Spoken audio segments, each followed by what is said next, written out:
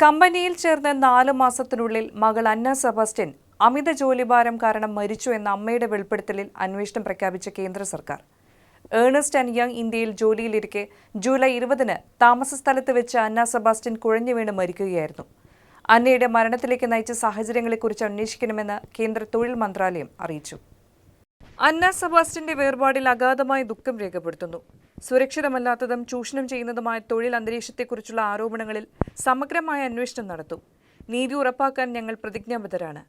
കേന്ദ്ര തൊഴിൽ വകുപ്പ് സഹമന്ത്രി ശോഭ കരന്തലജെ എക്സിൽ കുറിച്ചു. വൈക്കം സ്വദേശിനിയായ യുവതിയുടെ മരണം സംബന്ധിച്ച് തൊഴിൽ വകുപ്പ് അന്വേഷണം നടത്തണമെന്ന് BJP നേതാവ് രാജീവ് ചന്ദ്രശേഖർ അടക്കം ആവശ്യപ്പെട്ടിരുന്നു. ഇതിന് പിന്നാലെയാണ് മന്ത്രിയുടെ പ്രതികരണം.